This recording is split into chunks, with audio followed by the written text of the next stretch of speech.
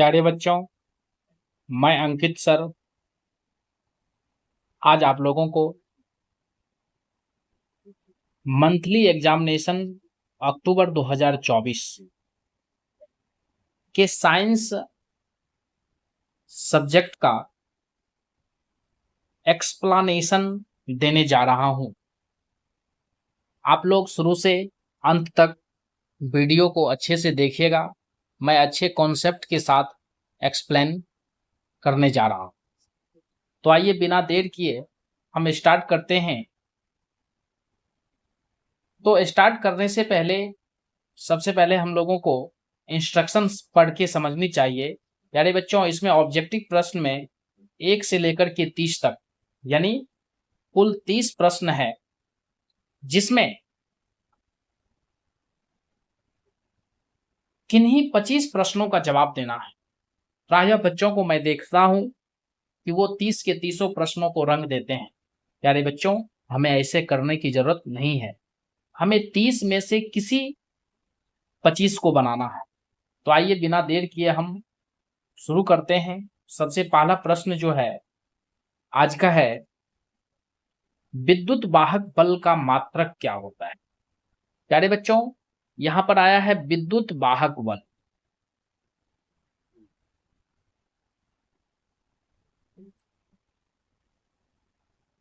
विद्युत वाहक बल कहते किसको है, पहले ये जानना है।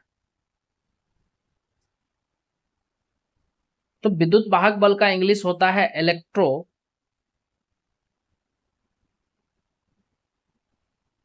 Motive force.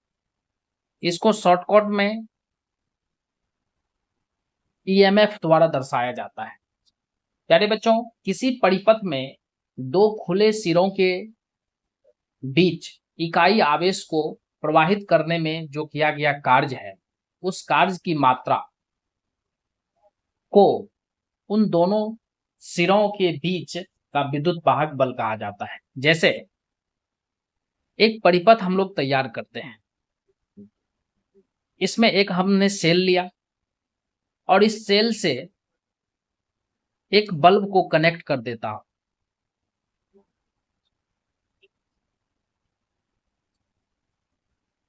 तो इससे जो है, इसमें जैसे ही हम स्विच ऑन करते हैं तो इससे होकर के विद्युत धारा बहने लगती है। तो कहने का मतलब हुआ कि इकाई आवेश को अर्थात एकांक आवेश को अर्थात 1 कूलम्ब आवेश को पूरे परिपथ में प्रवाहित करने में सेल के द्वारा यानी बैटरी के द्वारा जितना ऊर्जा जो है दिया जाता है, ठीक है, सेल द्वारा जितनी ऊर्जा जो है दिया जाता है, उसी को विद्युत वाहक बल कहते हैं। ठीक है, विद्युत वाहक बल बराबर यानी ई बराबर होता है W बटे Q। ठीक है, अर्थात कार्य बटे आवेश। ठीक है, तो जब हम इसके एसआई मात्रक की बात करते हैं, विद्युत वाहक बल के एसआई मात्रक की, तो कार्य का एसआई मात्रक जूल होता है और आवेश का एसआई मात्रक कूलम्ब होता है। इस प्रकार से हम कह सकते हैं जूल प्रति कूलम्ब। इसी जूल प्रति कूलम्ब को कहा जाता है वोल्ट। इस प्रकार से स्पष्ट है कि विद्युत वाहक बल का जो मात्रक है वो वोल्ट होता है। ठीक है, अब इसके बाद हम बात करते हैं कि विद्युत वाहक बल जो होता है किसी सेल में, जैसे ये सेल है, यानी सेल एक प्रकार की युक्ति है, सेल एक प्रकार का डिवाइस है जो रासायनिक ऊर्जा को विद्युत ऊर्जा में बदलने का काम करता है। तो प्यारे बच्चों, विद्युत वाहक बल जो होती है वो ऋण टर्मिनल से धन टर्मिनल की ओर होती है, यानी ऋण टर्मिनल से धन टर्मिनल की ओर दिशा होती है विद्युत वाहक बल की। आशा करता हूं कि आप सभी विद्युत वाहक बल के कॉन्सेप्ट को अच्छे से समझ गए होंगे। ठीक है, अब इसके बाद हम आगे बढ़ते हैं।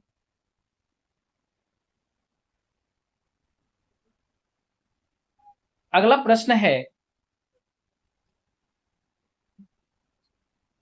चुंबकीय बल क्षेत्र का एसआई मात्रक। तो चुंबकीय बल क्षेत्र का एसआई मात्रक यहां पर है, अर्थात चुंबकीय बल क्षेत्र का मतलब हुआ कि चुंबकीय क्षेत्र का एसआई मात्रक। प्यारे बच्चों, चुंबकीय क्षेत्र का एसआई मात्रक टेस्ला होता है और इसका संकेत टी है। और चुंबकीय क्षेत्र का जो सीजीएस मात्रक होता है वो गाउस होता है। गाउस को जी से सूचित किया जाता है। एक टेस्ला बराबर 10⁴ गाउस के होता है। तो यहां पर तो हमें ऑप्शन में टेस्ला नहीं है, तो मैं आप लोगों को बता दूं कि चुंबकीय बल क्षेत्र अर्थात बी बराबर सूत्र होता है F/m। ये m जो है चुंबकीय आघूर्ण है और F जो है वो चुंबकीय बल है। तो बल का एसआई मात्रक न्यूटन होता है बटे यहां पर चुंबकीय आघूर्ण का जो एसआई मात्रक होता है वो एम्पियर इंटू मीटर होता है। इस प्रकार से हम कह सकते हैं कि चुंबकीय बल क्षेत्र का एसआई मात्रक न्यूटन प्रति एम्पियर मीटर होता है। न्यूटन प्रति एम्पियर मीटर होता है। ठीक है,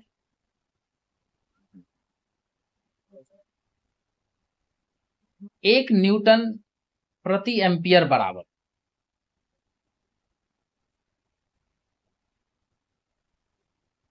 एक न्यूटन प्रति एम्पियर मीटर बराबर होता है एक टेस्ला। ठीक है, तो यहां पर ऑप्शन के अकॉर्डिंग आपका जो है न्यूटन प्रति एम्पियर मीटर इसका सही उत्तर है। अगर न्यूटन प्रति एम्पियर मीटर नहीं रहता, टेस्ला रहता, तो हम लोग टेस्ला मानते। ठीक है, अब इसके बाद हम चुंबकीय बल क्षेत्र के बाद अगले प्रश्न की ओर चलते हैं। तो अगला प्रश्न है प्यारे बच्चों, डायनेमो का सिद्धांत आधारित है, यानी डायनेमो जो है ये विद्युत चुंबकीय प्रेरण के सिद्धांत पर कार्य करता है। अर्थात विद्युत के कारण चुंबकीय गुण का आना विद्युत चुंबकीय प्रेरण है। और विद्युत चुंबकीय प्रेरण का खोज फैराडे महोदय ने किया था।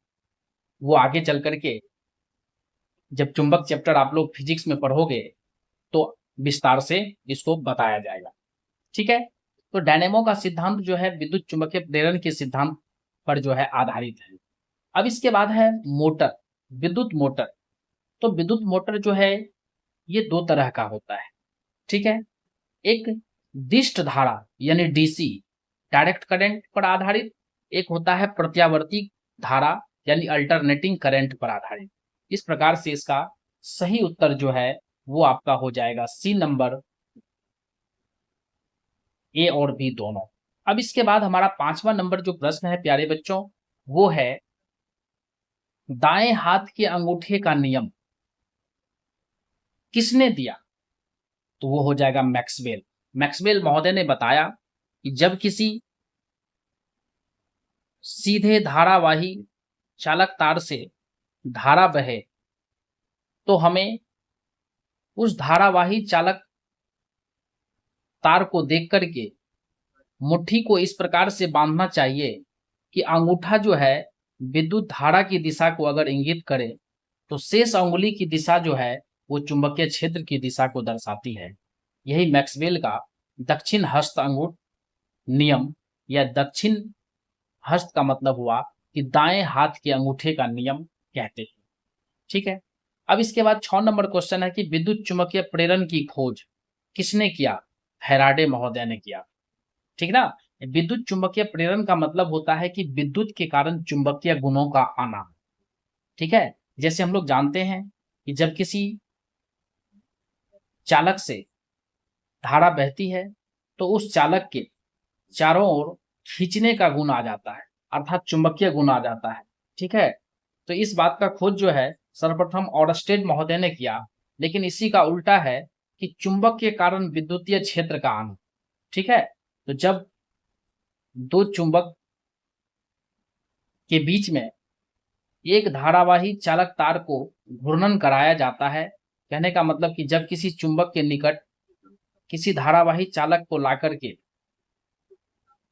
घूर्णन कराया जाता है, अर्थात कहने का मतलब कि उसमें उसको गति कराया जाता है। जैसे एक चुंबक लेते हैं नाल चुंबक, और इसके बीच में हम लोग एक धारावाही चालक तार को घूर्णित कराते हैं, मतलब कि उसमें गति कराते हैं, तो उसमें विद्युत यानी बिजली उत्पन्न होती है। अर्थात कहने का मतलब ये जो बिजली उत्पन्न हुई है वो चुंबक के कारण हुई है, इसीलिए हम कह सकते हैं यहाँ पर ये विद्युत चुंबकीय प्रेरण है। तो इस प्रकार का खोज जो है फैराडे महोदय ने किया।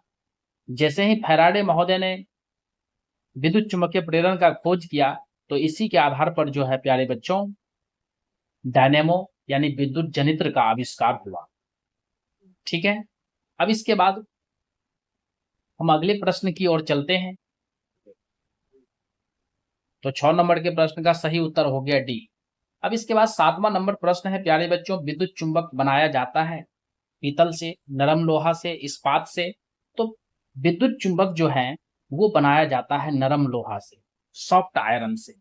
इसके बाद हमारा है विद्युत जनित्र परिवर्तित करता है। तो यहाँ पर एक चीज ध्यान से समझ लीजिए आप लोग।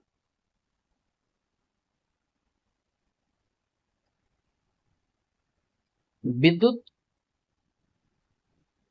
जनित्र या डायनेमो, तो यहाँ पर देखिए कि डायनेमो में एक मैं ट्रिक बताता हूं कि डायनेमो में यो है। ठीक है। अर्थात ये यांत्रिक ऊर्जा को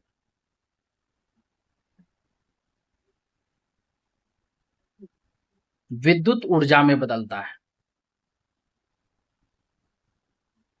ठीक है। जब विद्युत मोटर रहेगा तो विद्युत मोटर क्या करता है, विद्युत यानी विद्युत ऊर्जा को यांत्रिक ऊर्जा में बदलता है।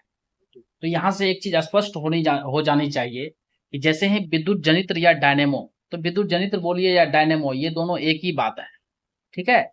तो इसको याद रखने का ट्रिक है कि डायनेमो जब हम बोलते हैं तो यो आता है, अर्थात यो से यांत्रिक ऊर्जा, तो यांत्रिक ऊर्जा को विद्युत ऊर्जा में बदलता है विद्युत जनित्र यानी डायनेमो। ठीक है।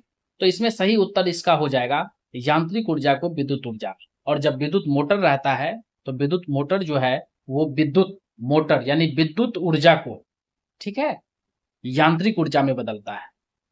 अब इसके बाद है विद्युत तार सामान्यतः किस कलर का होता है। तो हम लोग देखते हैं मार्केट से लाते हैं तार खरीद करके, वो जो है लाल रंग का, काला रंग का, हरा रंग का भी होता है। यानी जब किसी अर्थिन को जो है अर्थिन जब दिया जाता है, देखते होंगे कि चापाकल वगैरह सबके पास एक छड़ में जो है तार लपेट करके उसको छड़ को नीचे गला दिया जाता है, तो उसमें जो है हरे रंग का तार का यूज किया जाता है। ठीक है। उसको अर्थिन वायर बोलते हैं। इस प्रकार से 9 नंबर का सही उत्तर होगा इनमें से सभी। अब है दिक परिवर्तक। ठीक है। यानी किसी जनरेटर में जो है कम्यूटेटर जो होता है वो क्या करता है, तो दिक परिवर्तक युक्त जनित्र उत्पन्न करता है किस प्रकार का धारा, दिष्ट धारा। ठीक है। अब इसके बाद डालडा में उपस्थित वसा अम्ल किस प्रकृति का होता है। तो प्यारे बच्चों मैं आप लोगों को बता दूं कि डालडा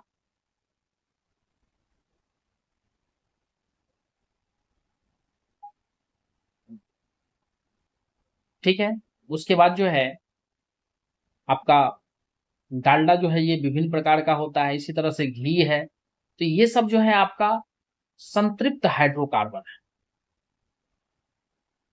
यानी संतृप्त हाइड्रोकार्बन असंतृप्त हाइड्रोकार्बन से बनता है।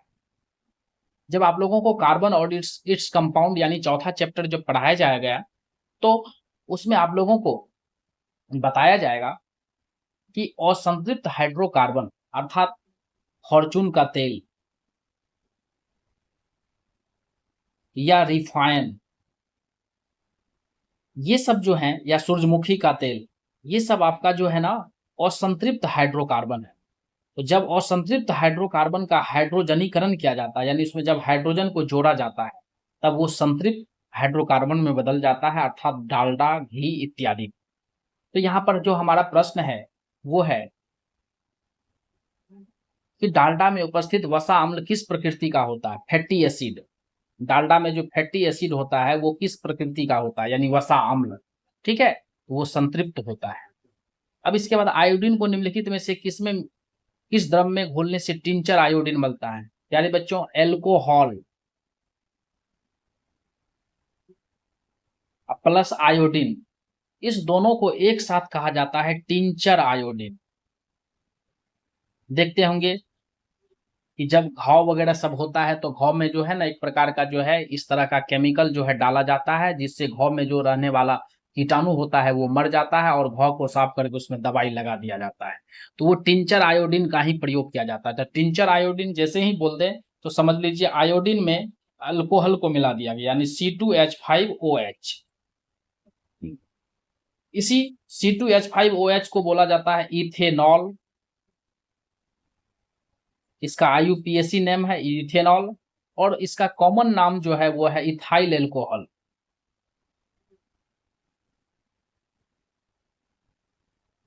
या एथिल एल्कोहल, इसका सही उत्तर हो जाएगा डी। आशा करते हैं कि आप सभी इस प्रश्न को समझ गए होंगे। अब इसके बाद प्यारे बच्चों हमारा अगला प्रश्न जो है वो है कैल्शियम कार्बाइड के साथ जल की अभिक्रिया कराने से क्या बनता है? तो आप लोग समझिए कि कैल्शियम कार्बाइड CaC2 पर जब जल की अभिक्रिया कराई जाती है तो एसिटिलीन गैस बनता है, ठीक है। साथ में एक अन्य यौगिक भी बनता है, लेकिन ऑर्गेनिक केमिस्ट्री में हमें देखना है कि मुख्य यौगिक क्या बना, मेन प्रोडक्ट क्या बना। जैसे हम लोग गन्ना को खाते हैं तो उसके रस को चूस जाते हैं और सिट्ठी को फेंक देते, उसी प्रकार से ऑर्गेनिक केमिस्ट्री में देखा जाता है कि हमारा जो मेन प्रोडक्ट बना वो क्या है। तो यहाँ पर एसिटिलीन है और एक पदार्थ इसके साथ जो बना है उसका यहाँ पर कोई यूज नहीं है, इसीलिए उसका हमको यहाँ पर काउंट नहीं करना है, ठीक है।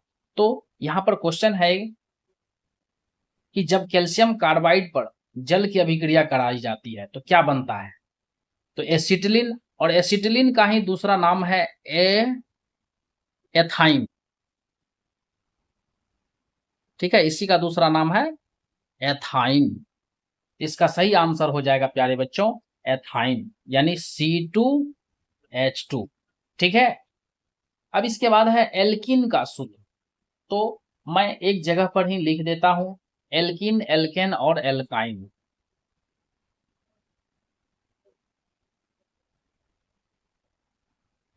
तो एल्केन एन लगल रहे तो समझ लीजिए सिंगल बॉन्ड वाला, और इसका सूत्र होता है CN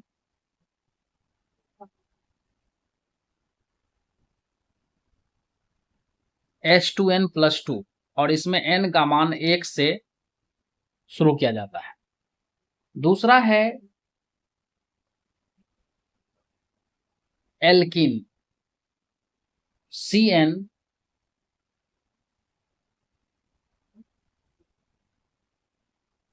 H2N, और N का मान इसमें 2 से स्टार्ट होता है। प्यारे बच्चों एल्किन और एल्काइन ये डबल बॉन्ड वाला यौगिक है, तो डबल बॉन्ड किन्हीं दो कार्बन के बीच होना चाहिए,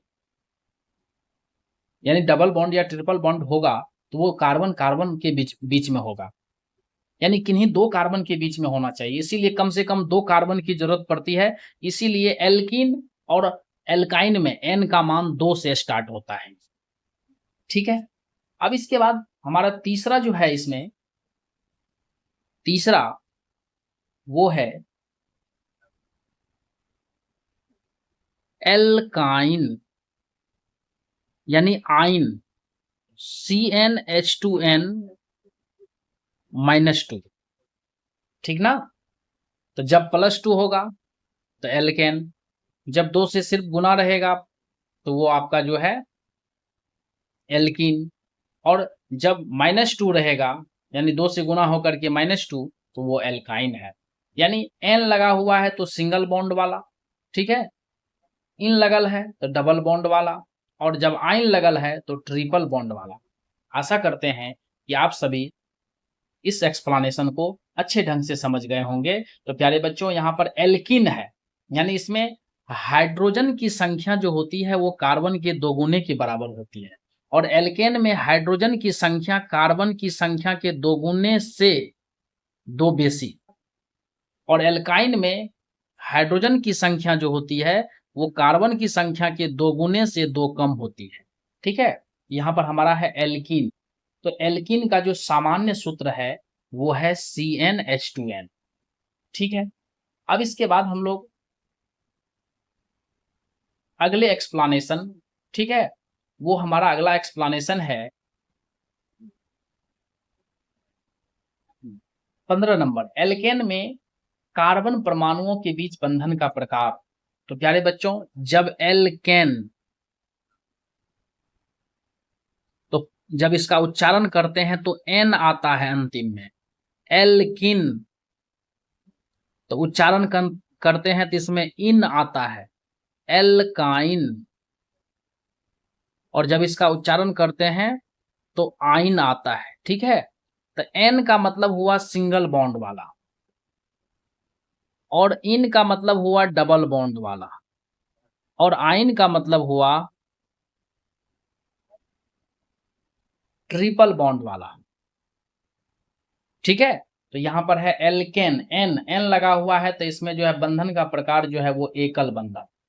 अब है इथाइलिन का यूपैक नाम। प्यारे बच्चों, इथाइलिन का जो है सूत्र होता है C2H4, ठीक है।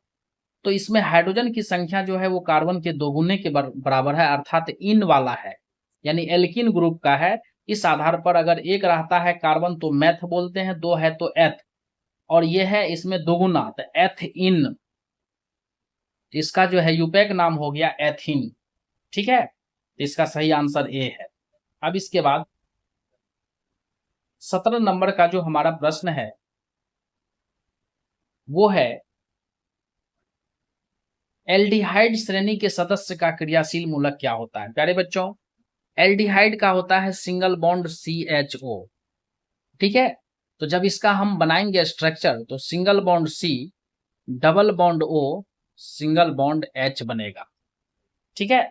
इसी को हम लोग ऐसे लिख सकते हैं,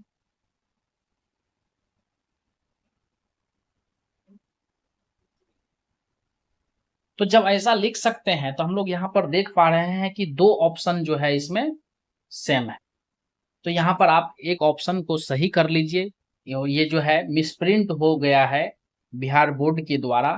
तो एक ऑप्शन में होगा कार्बोक्सिलिक अम्ल, तो कार्बोक्सिलिक अम्ल का फंक्शनल ग्रुप यानी क्रियाशील मूलक होता है सिंगल बॉन्ड COOH, और जब इसका हम स्ट्रक्चर बनाएंगे, ठीक है, इसका स्ट्रक्चर जब हम बनाएंगे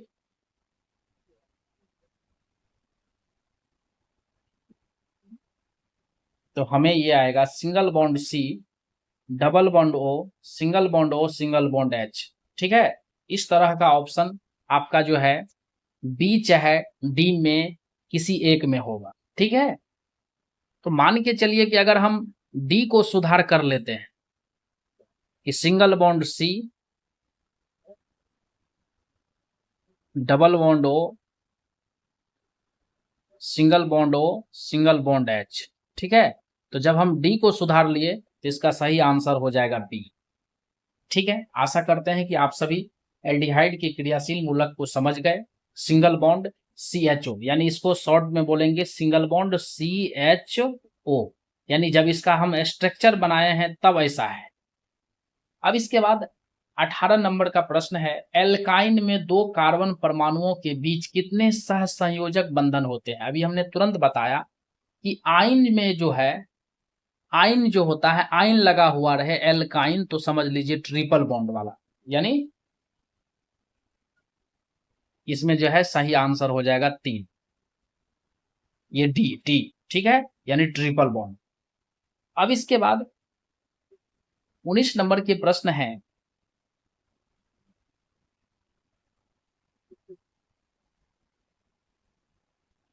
एल्कोहल में कौन सा तत्व उपस्थित नहीं है। तो प्यारे बच्चों, एल्कोहल का जो सूत्र होता है वो होता है C2H5OH, ठीक है।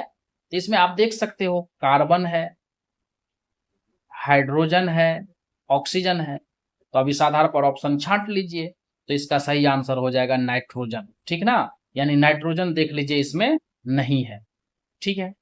अब इसके बाद 20 नंबर प्रश्न जो है वो है कि निम्नांकित यौगिक में कौन जल में अविलय है। अविलय का मतलब होता है कि कौन जल में नहीं घुलने वाला इसमें से है, वो है हमारा एथाइन, ठीक ना। एथेनोइक अम्ल जो है जल में घुलनशील है, ग्लूकोज भी जल में घुलनशील है, एथेनॉल भी जल में घुलनशील है, तो अघुलनशील है एथाइन।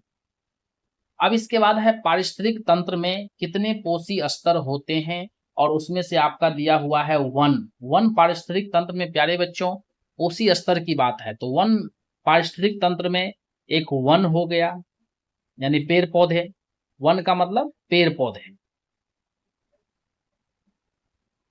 और पेड़ पौधे को कौन खाएंगे जंगल में, तो हिरन, ठीक है। हिरन को कौन खाएगा, बाघ, शेर, चीता, ठीक ना।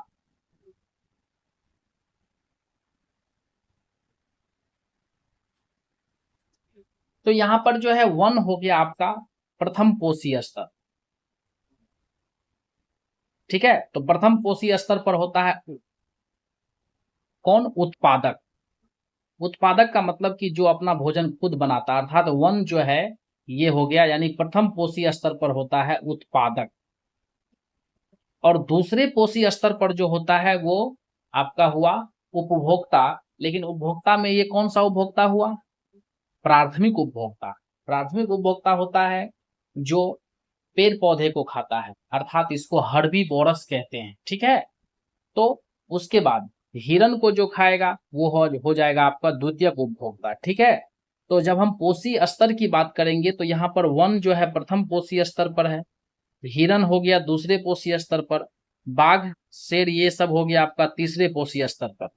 यहाँ पर वन पारिस्थितिक तंत्र में कितने पोषी स्तर हैं, तो प्यारे बच्चों हिरन को खाने वाला मान के चलिए कि बाघ से निम्न श्रेणी का मांसाहारी जंतु है, ठीक है।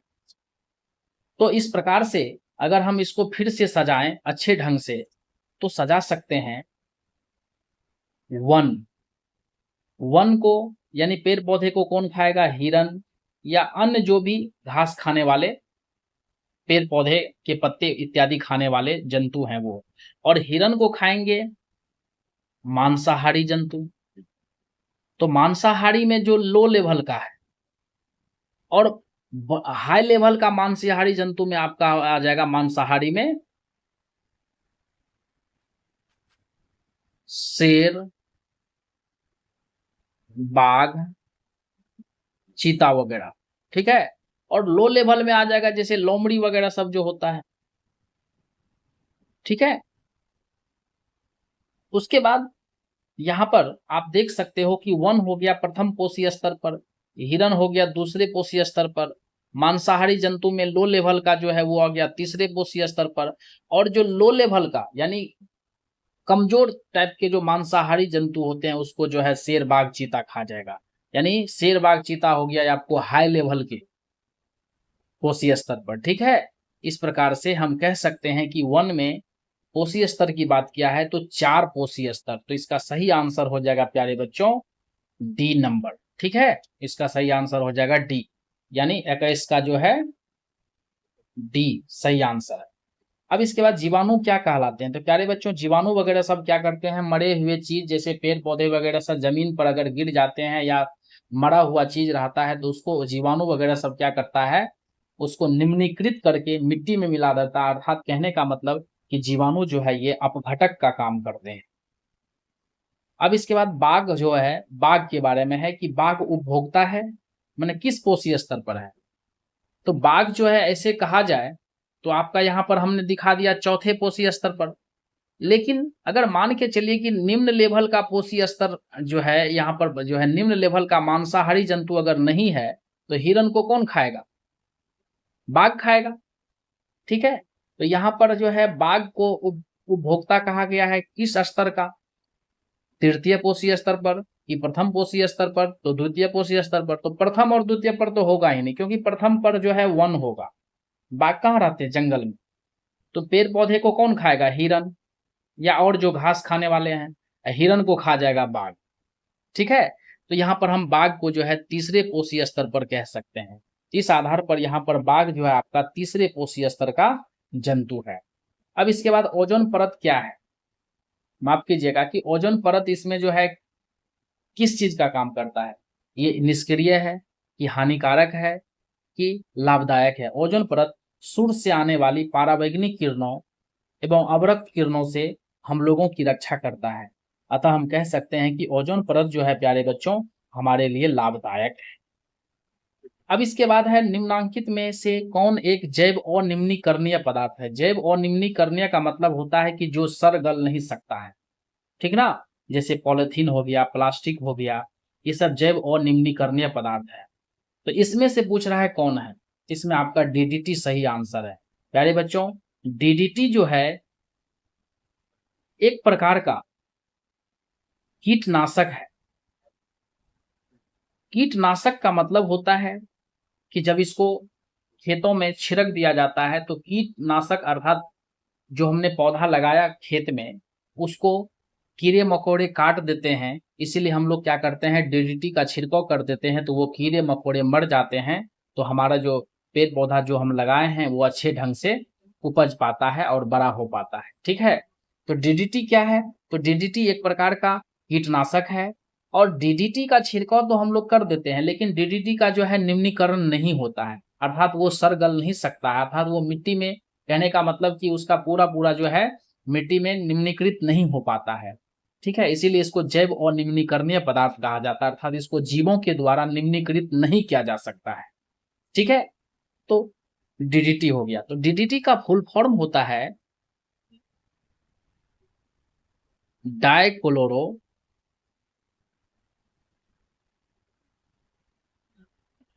डाइफिनाइल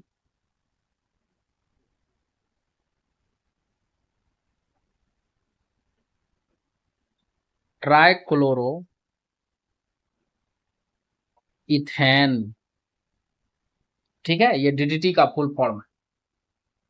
और डीडीटी का जो है संरचना सूत्र जो होता है प्यारे बच्चों वो देखो अजबे टाइप का होता है। बेंजीन आप लोगों को चौथा चैप्टर कार्बन में जब पढ़ाया जाएगा तो बेंजीन का स्ट्रक्चर आप लोग समझिएगा। ठीक है, बेंजीन इस तरह का स्ट्रक्चर का होता है, यानी षष्ठभुज के तरह का। इसमें एकांतर स्थिति पर डबल बॉन्ड होता है, अर्थात एक पर डबल बॉन्ड, तो दूसरा छोड़ दिए, तीसरा पर, फिर चौथा छोड़ दिए, तो पांचवा पर, इस तरह से डबल बॉन्ड होता है। ये बेंजीन हो गया। अब इसके बाद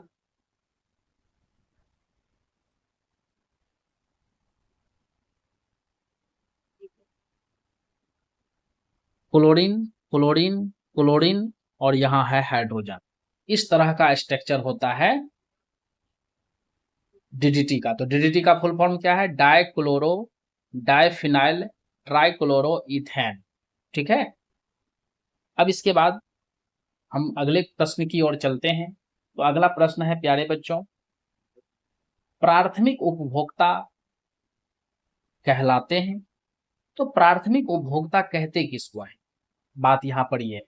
तो सबसे पहला होता है उत्पादक। ठीक है, सबसे पहला जो होता है वो होता है प्यारे बच्चों उत्पादक। उत्पादक कहा जाता है पेड़ पौधे को, और पेड़ पौधे को अर्थात पेड़ पौधे या पेड़ पौधे के अवयव को जो खाते हैं उसको कहा जाता है प्राथमिक उपभोक्ता।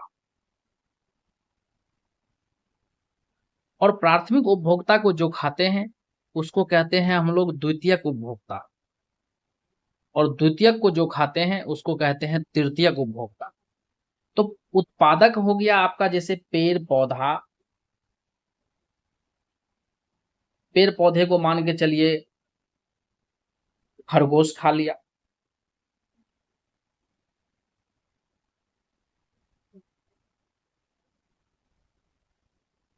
ठीक है। तो खरगोश को फिर दूसरा मांसाहारी कोई भी जंतु खा लिया, ठीक है, मान के चलिए शेर खा लिया, ठीक है, इस प्रकार से। तो यहां पर पूछ रहा है कि प्राथमिक उपभोक्ता जो है क्या कहलाते हैं।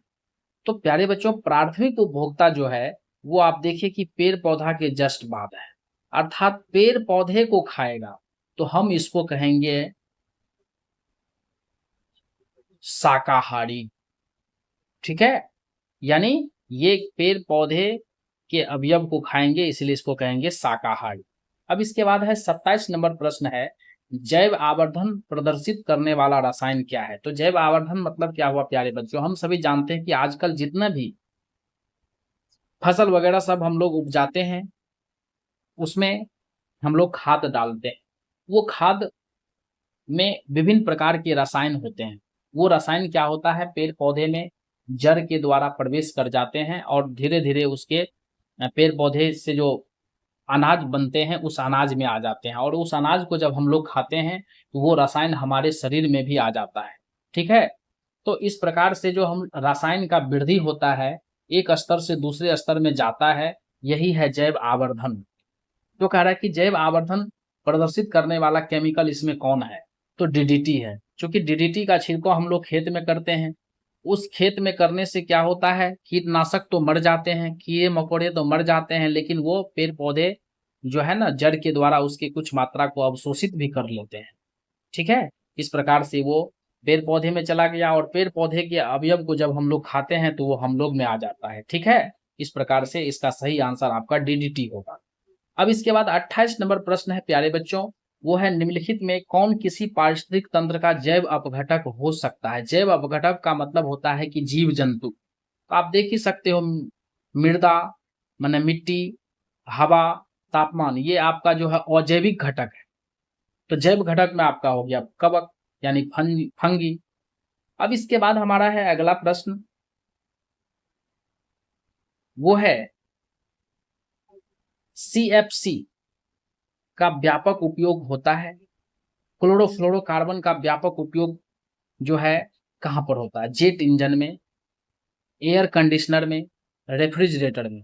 हाँ, एसी हो गया, फ्रिज हो गया, जेट इंजन हो गया, इन सब से CFC यानी क्लोरोफ्लोरोकार्बन निकलता है, इसलिए इसका सही आंसर प्यारे बच्चों इनमें से सभी हो जाएगा, ठीक है, यानी डी नंबर।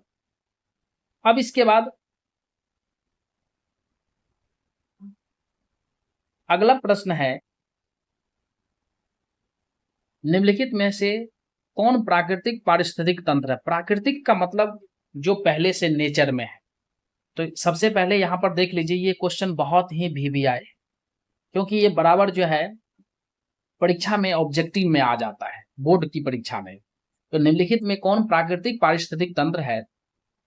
तो पारिस्थितिक तंत्र का मतलब क्या हुआ, इकोसिस्टम।